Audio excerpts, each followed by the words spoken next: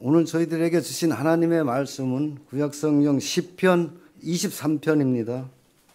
시편 23편 1절로 4절까지입니다. 읽겠습니다. 여호와는 나의 목자이시니 내게 부족함이 없으리로다. 그의 푸른 물밭에 누우시며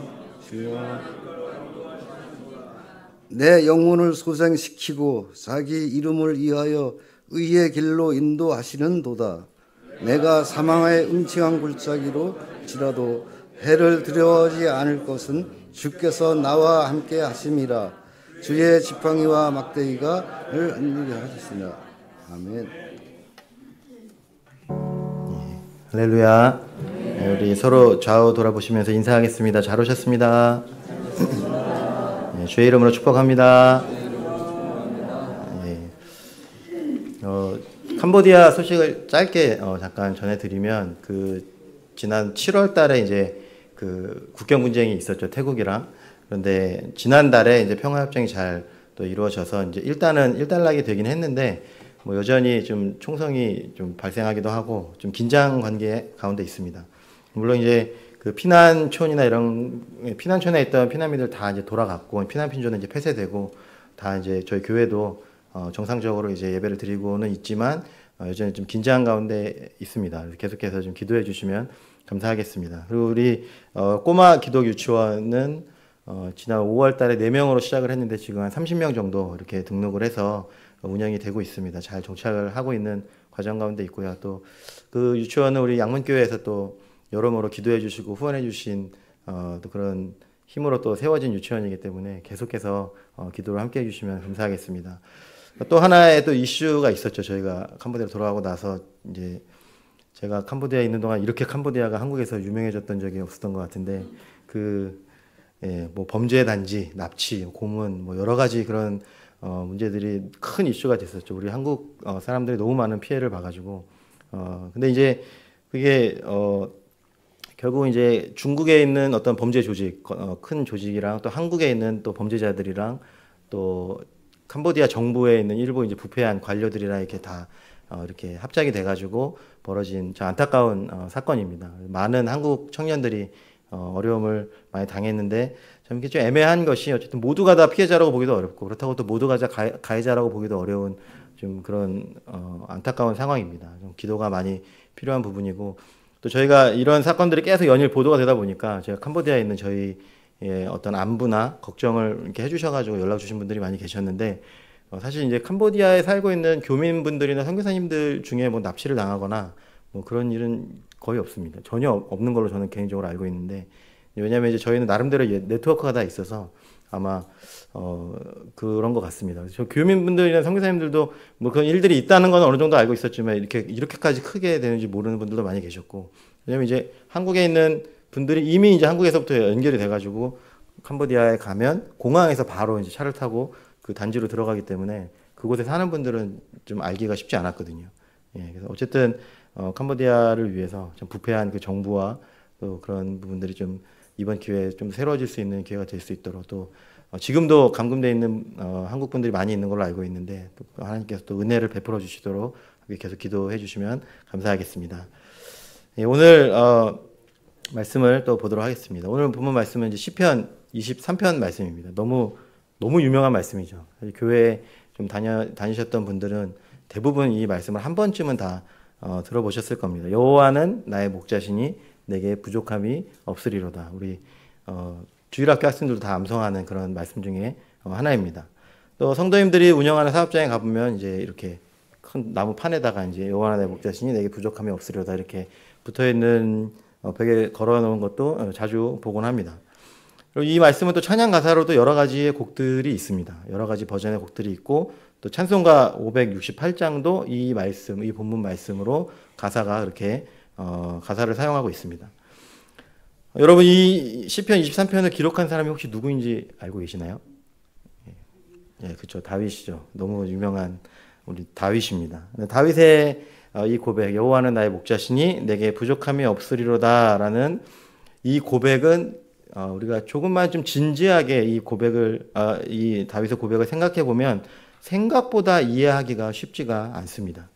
왜냐하면 다윗의 인생을 우리가 조금만 살펴봐도 사실 그의 인생은 그야말로 부족함으로 가득했었기 때문입니다. 우리 인생도 마찬가지입니다. 우리가 늘 이제 여호와는 나의 목자시니 내게 부족함이 없으리로다라고 고백도 하고 기도도 하고 찬양도 하고 많이 하지만 실제로 우리 인생을 들여다보면 너무나도 많은 그 부족함과 결핍으로 가득 차 있는 것이 바로 우리의 인생입니다. 지난주에 교수님께서도 말씀하셨지만 사고나 질병이나 고난을 당하는 그런 비율이 믿지 않는 사람들이랑 비교했을 때 우리 믿는 사람들이 별반 다르지 않다고 합니다. 비슷하다는 얘기죠. 그리고 또 오히려 이제 믿는 사람들은 믿지 않는 사람들보다 더 치열하게, 더 바쁘게, 더 힘들게 세상 속에서 살아야 하는 그런 상황이기도 합니다. 그렇다면 이 다윗의 고백은 여호와는 나의 목자시니 내게 부족함이 없다라는 이 고백은 단순히 하나님을 향한 자신의 어떤 믿음, 어떤 충성 이것을 보여주기 위한 고백이었을까요? 주님 제 인생을 돌아보니까 솔직히 부족한 것 투성이었습니다. 그러나 어떻게 또 제가 하나님 앞에 또 그렇게 부족하다고 말씀드릴 수 있겠습니까? 괜찮습니다. 괜찮지 않지만 전혀 괜찮지 않지만 괜찮아야 하니까 그래야 믿음이 좋은 거니까 그래야 리더니까 그래야 충성된 일꾼이니까 라는 어떤 자기 최면적인 그런 고백이었을까요? 오늘 본문 말씀을 통해서 과연 우리에게 정말 부족한 것 그것이 무엇인지 한번 같이 살펴보고 또 언제나 우리에게 넘치도록 그 부족함을 채워주시는 하나님의 크신 은혜를 경험하는 귀한 시간 되시기를 소망합니다. 다윗의 고백에서 듣는 메시지 첫 번째입니다. 첫 번째 메시지, 우리에게 정말로 부족한 것이 무엇인지 알아야 합니다. 이 다윗의 시편 23편을 언제 기록했는지에 대해서는 여러 학자들의 의견이 있지만 이 본문을 1절부터 6절까지 전체를 한번 읽어보면 이 전반적인 흐름상 이제 삶을 회고하는 듯한 내용을 봐서 이제 많은 학자들은 인생의 어떤 후반부, 다윗의 인생의 후반부에 기록했을 가능성이 높다라고 그렇게 보고 있습니다. 본문 1절과 2절을 제가 다시 한번 읽어드리겠습니다. 여호와는 나의 목자시니 내게 부족함이 없으리로다. 그가 나를 푸른 풀밭으로 누이시며 쉴만한 물가로 인도하시는도다. 여러분 다윗의 인생은 부족함과 결핍 또 고난과 상처의 연속이었습니다. 다윗이 성경에 처음 등장하는 장면을 혹시 기억하고 계시나요? 이 사무엘이 사울 왕을 대신해서 그 다음 왕을 찾기 위해서 이제 하나님의 말씀에 따라서 다윗의 아버지인 이새의 집에 방문하는 장면이 나옵니다. 그때 이제 다윗이 처음 등장을 합니다.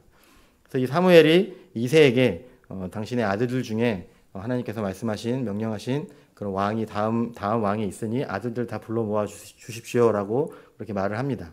그래서 이새가 7 아들을 데리고 왔습니다.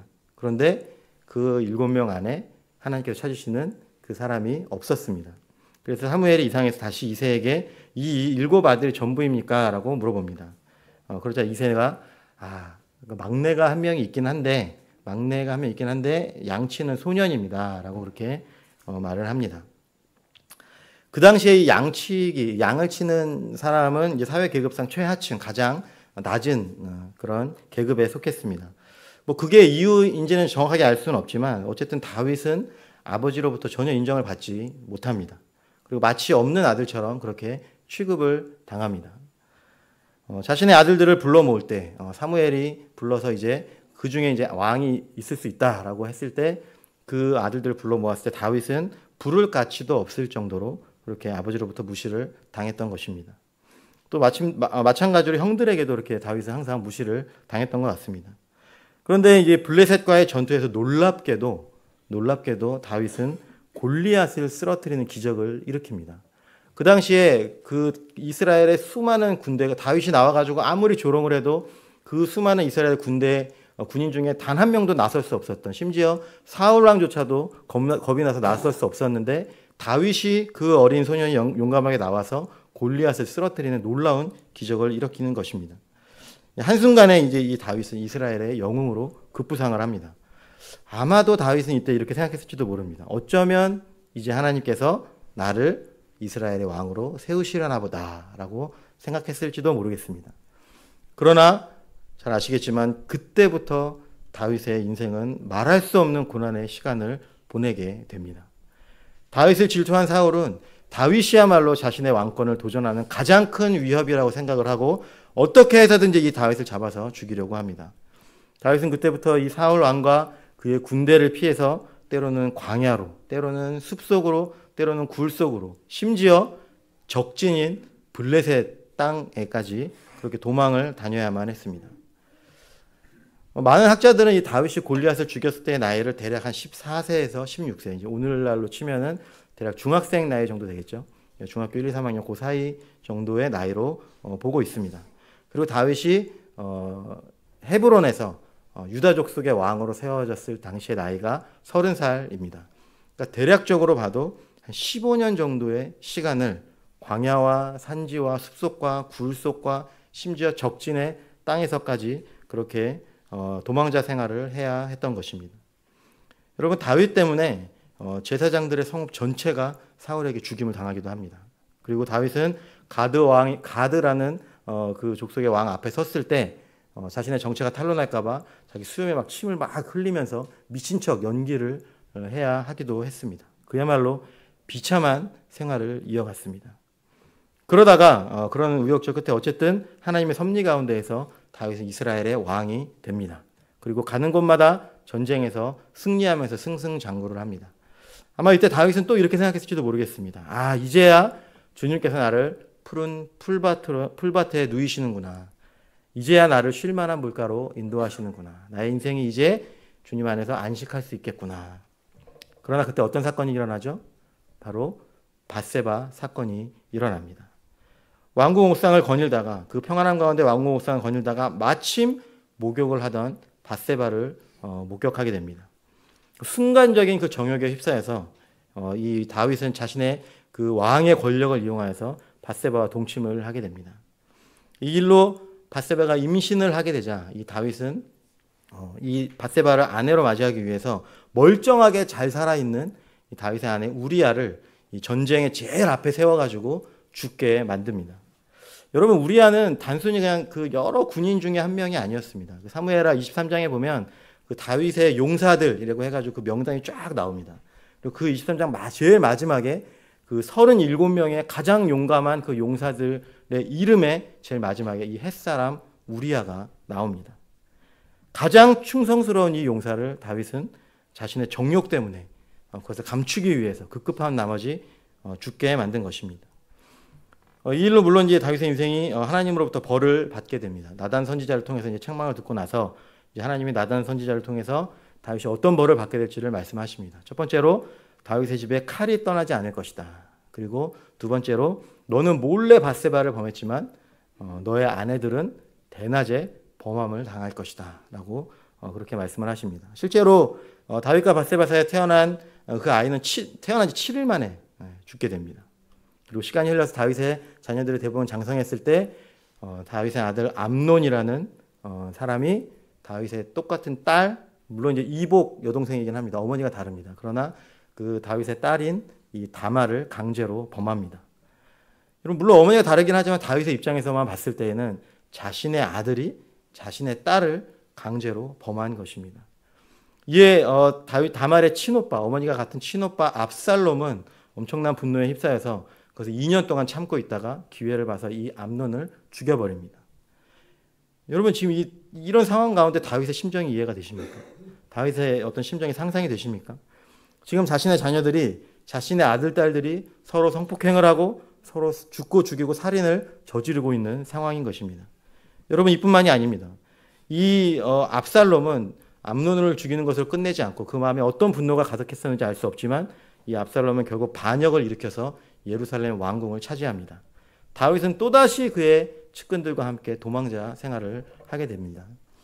이때 이 압살롬은 선지자 나단이 예언했던 것처럼 너는 몰래 밧세바를 범했지만 너의 아내들은 대낮에 범함을 당할 것이다 라고 예언했던 것처럼 이 압살롬은 대낮에 모든 이스라엘 사람들이 보도록, 왜냐하면 자신의 왕권을 강화해야 하기 때문에 그런 정치적인 목적으로 모두가 보는 앞에서 왕궁의 옥상에서 이 다윗의 후궁 10명과 동침을 합니다.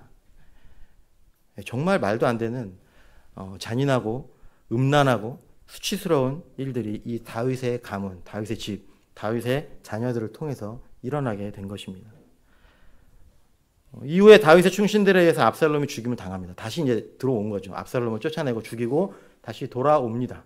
돌아왔을 때 이 다윗은 이 압살롬의 죽음이 너무 슬픈 나머지 계속 슬퍼하다가 충신들로 하여금, 목숨 걸고 압살롬과 싸웠던 그 충신들로 하여금, 왕이여 차라리 저 반역자 압살롬이 살고 우리가 죽었으면 더 좋았겠나이다 라고 그렇게 말을 하면서 이 다윗에게 어떤 그 충신들의 신뢰가, 다윗을 향한 충신들의 신뢰가 떨어지기도 하는 사건을 겪기도 합니다. 그리고 그의 인생 막바지까지, 마지막까지 왕권 계승 문제로 그의 아들인 솔로몬이 역시나 다윗의 아들, 다른 아들인 아도니아를 죽이는 사건이 발생합니다. 여러분 어떻습니까? 굉장히 다윗의 인생을 아주 대략적으로 이렇게 살펴봤는데 그의 인생에 부족함이 전혀 없고 그의 인생이 항상 푸른 풀밭에 누워있고 쉴만한 물가에서 안식하고 있는 것으로 보이십니까? 여러분 전혀 그렇지 않습니다. 오히려 그는 무시당하고 소외당하는 그런 인생으로 시작을 해가지고 왕과 군대로부터 오랜 도피 생활을 했고 또 자녀들이 서로 죽고 죽이는 비극과 상처의 연속이 바로 다윗의 인생이었습니다. 그런데 어떻게 다윗은 오늘 본문과 같은 그런 고백을 할 수 있었을까요?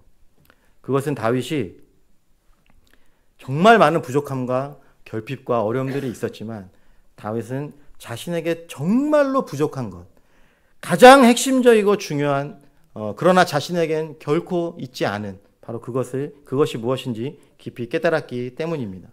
다른 것 다 있어도 이것 없으면 아무런 소용없는 바로 그것이 무엇인지 깊이 깨닫고 놀랍게도 하나님께서 그것을 자신에게 충만하게 채워주신다라는 것을 알았기 때문에 그렇게 고백할 수 있었던 것입니다. 여러분 이 다윗의 인생을 다른 관점에서 한번 살펴보면 다윗은 어려서부터 물론 가족들에게 그런 무시를 당했지만 여호와 하나님을 경외하는 사람이었습니다. 양을 치면서도 항상 하나님을 찬양했고 또 그 양을 치는 가장 하층민이 하는 가장 어떻게 보면 가치 없는 그 일을 하나님께서 주신 사명이라고 믿고 정말 최선을 다해서 온 마음을 다해서 목숨 걸고 사자와 곰과 싸우면서 그렇게 양을 지켰습니다. 이 시편 78편에 보면 시편 78편 70절 72절에 보면 하나님께서 이 다윗을 선택하신 이유가 나옵니다. 제가 읽어드리겠습니다. 또 그의 종 다윗을 택하시되 양의 우리에서 취하시며 전 양을 지키는 중에서 그를 이끌어내사 그의 백성인 야곱 그의 소유인 이스라엘을 기르게 하셨더니 이에 그가 그들을 자기 마음의 완전함으로 기르고 그의 손의 능숙함으로 그들을 지도하였도다. 그러니까 다윗이 양을 칠 때 보여준 그 하나님 경외함과 그 순전한 마음, 그 마음을 보시고 그를 양을 치는 목자에서 이제는 이스라엘 백성을 다스리는 목자로 그렇게 하나님께서 택하시고 세우셨다라는 것입니다. 이뿐만이 아닙니다. 다윗의 이 신앙, 다윗의 믿음, 다윗이 하나님을 얼마나 경외하는지를 보여주는 장면들이 여러 군데가 있습니다. 특별히 그 사울 왕과 그의 군대 3,000명이 그를 둘러쌌을 때, 광야에서 도피 생활을 할 때 마치 하나님께서 자신을 버리신 것 같고 정말 그 깊은 절망과 공포를 느꼈을 때조차도 다윗은 의지할 것이 하나님밖에 없다라는 것을 시편의 여러 군데에서 끊임없이 고백을 하고 있습니다. 심지어 다윗은 이 사울을 광야에서 죽일 수 있는 기회가 2번이나 있었습니다. 정말 자신의 그 모든 절망과 공포를 한순간에 끝낼 수 있는 이 절호의 기회, 2번 다시 오기 힘든 그 절호의 기회가 2번이나 있었습니다. 그래서 심지어 그 옆에 있던 그 신복은 왕이여 드디어 다윗이여 이제야 하나님께서 당신에게 절호의 기회를 주신 것 같습니다. 이 사울을 당신에게 붙이신 것 같습니다. 지금 당장 죽이셔야 합니다. 라고 그렇게 설득을 하는 그런 장면들이 나옵니다. 그러나 그럼에도 불구하고 이 다윗은 어떻게 하죠? 하나님께서 세우신 이 사울을 자신은 죽일 수 없다. 하나님께서 기름 부으신 사울을 자신은 죽일 수 없다라고 그렇게 결심을 합니다. 좀 어떻게 보면 굉장히 놀라운 일이죠. 또 어떻게 보면 지금 저희의 정서로 봤을 때 약간 답답함이 느껴질 정도로 사울만 죽이면 되는데 그 절호의 순간에 그런 답답함이 느껴질 정도로 정말 그런 순전한 그런 믿음의 결단을 했던 사람이 바로 다윗입니다. 이처럼 다윗은 그의 인생을 보면 나름대로 하나님 앞에서 정말 하나님의 뜻에 따라서 의롭게 살기 위해서 정말 마음 다해 발버둥 쳤던 하나님을 경외하는 그런 사람이었습니다. 그런 그에게 그의 모든 그런 생각들을 뒤집어 엎는 결정적인 사건이 일어납니다. 그게 바로 밧세바 사건입니다. 그렇게 하나님을 경외하던 다윗은 한순간에 그 정욕을 이기지 못해서 밧세바를 범하고 간음을 저질렀습니다. 여러분, 하나님께서 이스라엘의 좋은 목자가 되라고 다윗을 선택해가지고 왕의 권력을 주셨는데 다윗은 이 왕의 권력을 이용하여서 자신의 정욕을 채우는 데 사용하는, 하나님께서 주신 그 하나님의 권력을 다르게 사용하는, 어떻게 보면 하나님을 반역하는 그런 행동을 저질렀습니다. 또 자신의 잘못을 합리화하기 위해서 자신의 가장 충성된 용사, 그 37명 중에 들어와 있는 그 가장 충성된 용사를 죽이는 살인을 저질렀습니다. 또 이 모든 과정에서 자신을 쏙 빠지기 위해서 부당한 명령을 내리고 자신의 손을 어떤 그런 걸 묻히고 싶지 않아서 쏙 빠지고 또 이 사실을 은폐하는, 아마 하나님도 모르실 거야 라고 생각하면서 하나님의 의로우심을 무시하는, 적어도 그 순간만큼 이 다윗은 불신자였습니다. 여러분, 하나님의 은혜로 나단 선지자를 통해서 그는 자신의 죄를 깨우치게 됩니다. 그러면서 그 순간에 다윗은 아마 분명하게 깨닫게 된 것 같습니다. 아무리 노력해도 얻을 수 없는 것, 자신에게 정말 부족한 것, 아무리 애를 쓰고 발버둥을 쳐봐도 마치 하늘과 땅이 서로 닿을 수 없듯이 절대로 소유할 수 없는 것, 그것이 무엇인지 분명하게 깨닫게 된 것입니다. 그것은 무엇입니까? 그것이 바로 하나님을 만족해 하는 의로움, 하나님의 의입니다. 여러분, 다윗은 나름대로 하나님께서 만족하시는 의로운 삶을 살고자 하나님의 뜻에 따라 힘을 다해서 의의 길을 걸어온 사람입니다. 그렇게 걸어왔습니다. 그러나 밧세바 사건을 경험하면서 이게 열심히 그렇게 나름대로 살아왔지만 자신 안에는 하나님의 의를 만족시킬 만한 능력이 전혀 없다라는 것을 깊이 깨닫게 되었습니다. 시편 51편 말씀을 잠깐 보겠습니다. 시편 51편은 부제가 달려 있습니다.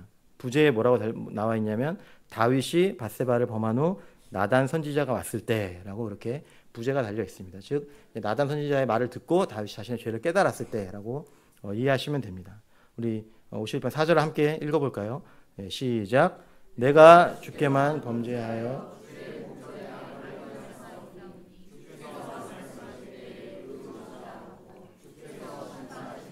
순전하시다 하리이다. 자신의 죄가 근본적으로, 물론 자기가 밧세바를 범하고 살인을 저지르고 막 여러 가지 은폐하고 여러 가지 했지만 근본적으로 그 모든 죄의 가장 밑에는 하나님을 향한 반역이 깊이 자리하고 있다는 것을 깨닫게 된 것입니다. 그래서 오직 하나님만 의로우시고 하나님이 자신을 심판하셔도 그 하나님은 순전하시다라고 그렇게 고백을 하고 있는 것입니다. 이어서 5절 말씀입니다. 우리 한번 같이 읽어보겠습니다. 시작. 내가 죄악 중에서 출생하였으며 어머니가 죄 중에서 나를 잉태하였나이다. 그러니까 밧세바를 범한 그 한 번의 실수, 그 죄 때문에 내가 자신이 죄인이라고 여기는 게 아니라, 자신이 죄를 지었기 때문에 죄인이 된 게 아니라 이미 어머니의 뱃속부터, 아니 잉태되었을 때부터 자신은 이미 그 죄의 본성, 언제나 하나님을 반역하고 하나님을 거절하고 자기 마음대로, 자기가 원하는 대로 자신이 하나님이 되어서 살고자 하는 그 본성을 가지고 태어났다고 다윗은 깊이 깨닫고 그것을 시편을 통해서 고백하고 있는 것입니다. 여러분, 이것이 바로 다윗이 깨닫게 된 자신의 진정한 부족, 그 어떤 방법으로도 결코 채울 수 없는 다윗 안에 있던 그 결핍인 것입니다. 사랑하는 성도 여러분, 이것은 그러나 다윗만의 문제가 아닙니다. 여러분, 우리도 마찬가지입니다. 저와 여러분도 마찬가지입니다. 아담의 범죄 이후 그의 후손인 모든 인류가 가지고 있는 가장 치명적인 결핍입니다. 모든 것을 다 가지고 있어도 이것 없으면 아무 소용이 없는 그 한 가지, 우리가 이 땅에 인생을 다 마치고 어떤 인생을 살았든지 상관없이 그 인생을 다 마치고 단 한 명도 예외 없이 맞이하는 그 죽음 이후에 하나님 앞에 섰을 때 하나님께서 영원한 생명과 영원한 죽음으로 나누실 때 유일하게 보시는 그 단 한 가지, 바로 그 의로움이 우리에게는 전혀 없다라는 것입니다. 없을 뿐만 아니라 이 땅에서 우리는 스스로의 힘으로 얻을 수 있는 능력도 방법도 길도 전혀 없다라는 것입니다. 여러분, 이것이 바로 저와 여러분이 가지고 있는 가장 치명적이면서도 본질적인 결핍이자 부족입니다. 여러분은 이 사실을 잘 알고 계십니까? 우리 나름대로는, 물론 다른 사람들보다, 특별히 이제 믿지 않는 사람들보다 나름대로 좀 더 의롭고 좀 더 진실되고 좀 더 착하고 좀 더 선하게 나름대로 살아간다고 하지만 사실상 그것은 우리끼리의 얘기에 불과합니다. 결국 우리를 심판하시는 분은 하나님이시고 하나님께서 요구하시는 그 하나님 수준의 의로움에는 우리의 그 어떤 노력도 그 어떤 공로도 턱없이 부족할 뿐입니다. 제가 캄보디아에 처음 단기 선교사로 갔을 때가 2005년도입니다. 올해가 2025년도고 다 지나가지만 이제 대략적으로 한 20년 정도가 됐습니다. 처음에 이제 캄보디아로 갔다가 지금까지 캄보디아에서 이제 나름대로 이렇게 사역을 한 게 20년이 되었습니다. 뭐 나름대로 저 나름대로는 이제 한국에서의 그 삶을 포기하고 나름대로 헌신하고 하나님 앞에 정말 내가 하나님의 뜻대로 살겠습니다. 그리스도의 사랑을 전하겠습니다. 하나님의 말씀대로 살겠습니다. 라고 그렇게 발버둥쳐 왔습니다. 그런데 그 20년의 시간들을 쭉 이렇게 이어오면서 제 마음속에 끊임없이 드는 생각 하나가 있었습니다. 어떨 때는 이게 저의 혈기가 또 저의 욕심이 또 저의 고집이 어쩌면 하나님의 선교를 방해하고 있는 것은 아닌가. 말씀을 전하고 이 영혼들이 하나님의 말씀에 반응해서 그리스도께로 가는 그 길을 어쩌면 내가 방해하고 있는 것은 아닌가라는 그런 생각이 들 때가 참 많이 있었습니다. 그들을 예수님처럼 예수님의 사랑으로 사랑하러 갔지만 그들을 사랑하려고 하면 할수록 제 안에 전혀 사랑이 없다라는 것을 발견할 뿐입니다. 그들을 용납하러 갔지만 오히려 그들을 무시하고 저의 생각이 더 옳다고 저의 생각을 관철시키려고 고집부리고 있는 저를 발견할 때가 참 많이 있었습니다. 그들을 조건 없이 섬기려고 갔지만 오히려 저의 그런 섬김들이 인정받지 못하면 제 마음 안에 그 마음이 상하는 그런 저를 발견할 때가 참 많이 있었습니다. 그럴 때마다 이 하나님께서 요구하시는 그 의로움, 하나님의 성품, 그것과는 너무나도 동떨어져 있는 그런 저의 실존을 마주하곤 했습니다. 여러분, 그렇다면 다윗은 어떻게 인생의 그 후반부에 오늘 본문 말씀처럼 부족함이 없으리로다라고 고백할 수 있었을까요? 이 다윗의 고백에서 듣는 메시지 두 번째입니다. 두 번째, 하나님은 우리를 의의 길로 인도하시는 선한 목자이십니다. 오늘 본문 1절 말씀에 보면 우리가 지금까지 부족함이 없으리로다 이 부분을 주목했다면 앞쪽에는 어떤 말씀이 나와 있죠? 여호와는 나의 목자시니라고 나와 있습니다. 여러분, 이걸 히브리어 원어로 살펴보면 동사가 없습니다. 명사로만 이루어져 있습니다. 그냥 여호와 나의 목자 이렇게 나와 있습니다. 즉 일종의 어떤 감탄사처럼 마치 주님을 향해 소리치듯이 그렇게 여호와 나의 목자 이렇게 고백을 하고 있습니다. 여러분, 다윗의 직업이 무엇이었죠? 처음에 양치기였죠. 양의 목자였습니다. 목자로 그렇게 살아왔습니다. 그러다가 하나님의 은혜로 이스라엘의 왕이 됩니다. 그래서 이스라엘 백성들의 목자가 됩니다. 즉 다윗은 한평생을 목자로 살아왔습니다. 그 목자가 무엇을 하는지 누구보다 가장 잘 아는 사람이 바로 이 다윗이었습니다. 다윗은 양들을 푸른 풀밭과 실만한 물가로 인도하기 위해서 늘 최선을 다해왔습니다.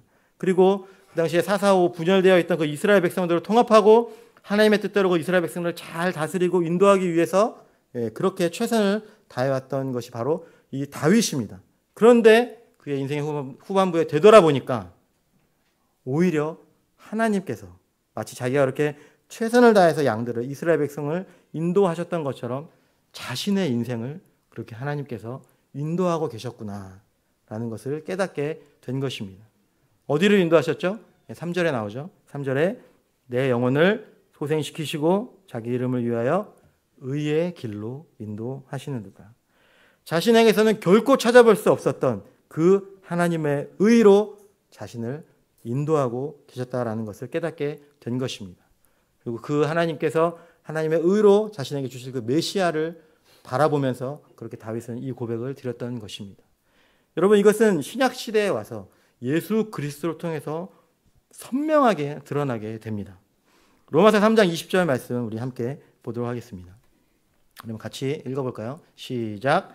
그러므로 율법의 행위로 그의 앞에 의롭다 하심을 얻을 육체가 없나니 율법으로는 죄를 깨달음이라.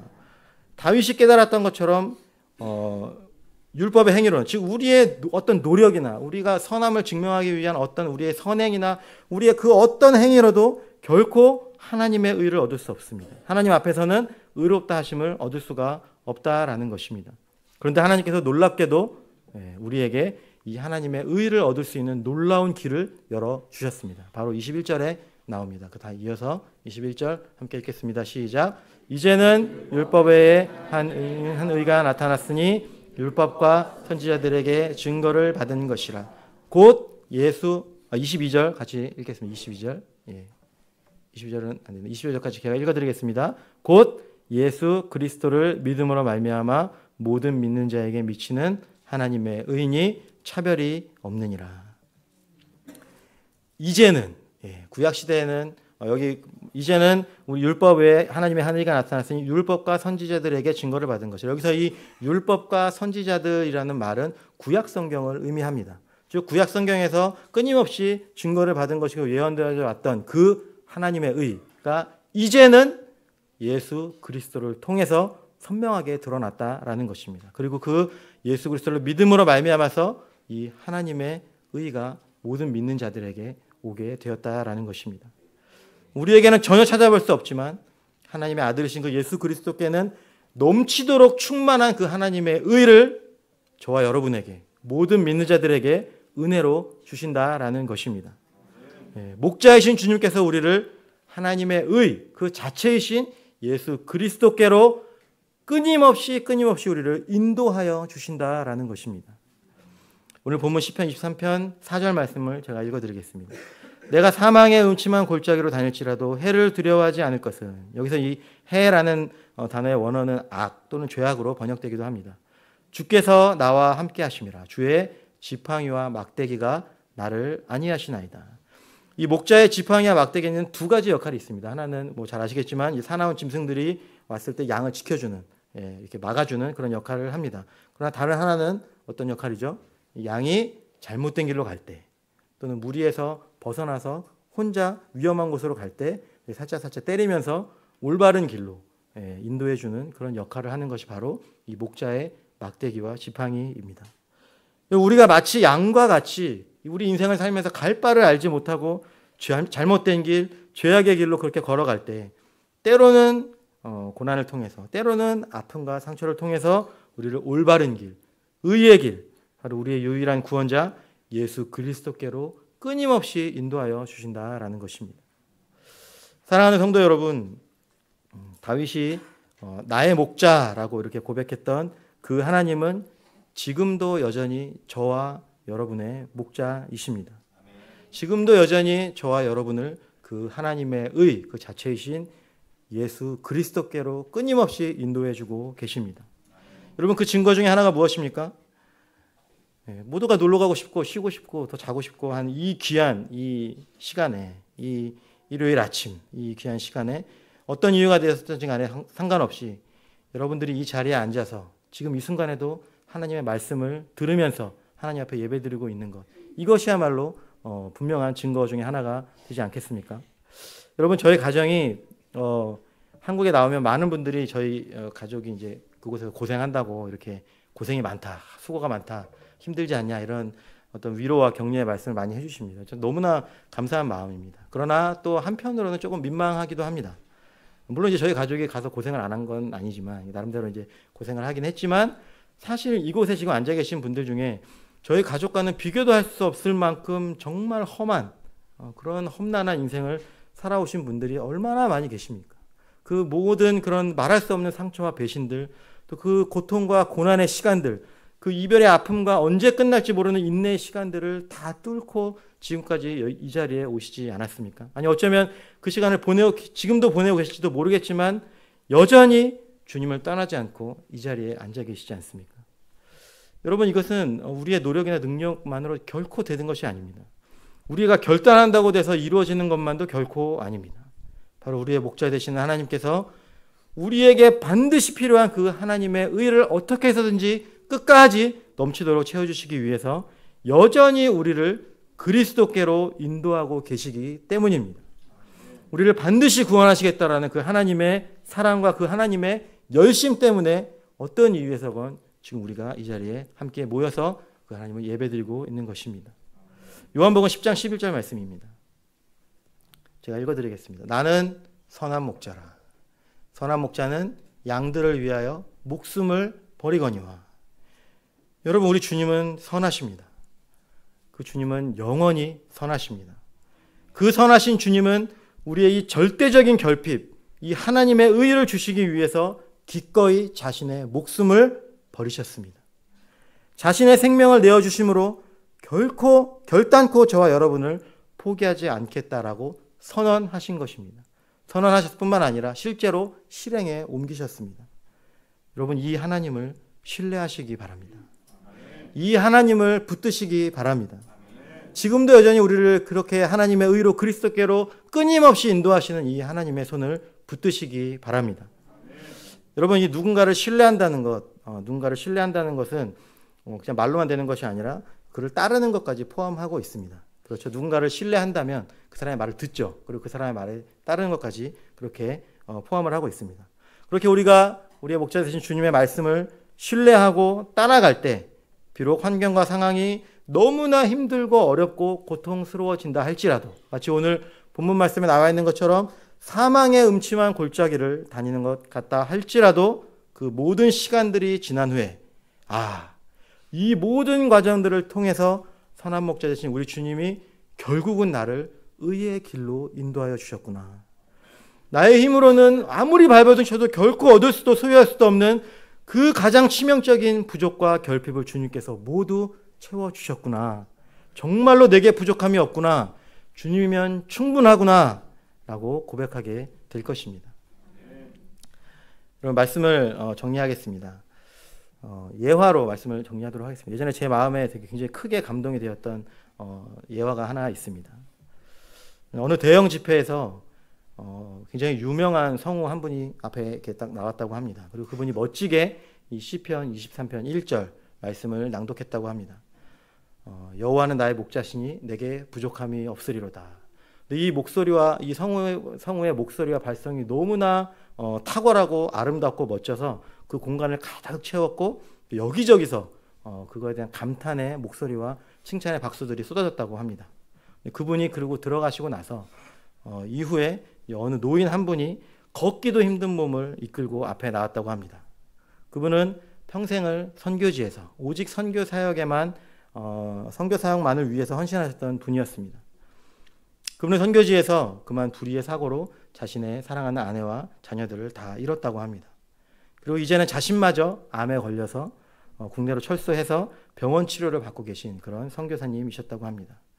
그리고 이분이 강단에 올라서서 이제 힘이 다 빠져서 잘 나오지도 않는 그 목소리로 똑같이 이 시편 23편 1절 말씀을 낭독했다고 합니다. 여호와는 나의 목자시니 내게 부족함이 없으리로다. 이 고백이 우리 모두의 고백이 되었으면 좋겠습니다.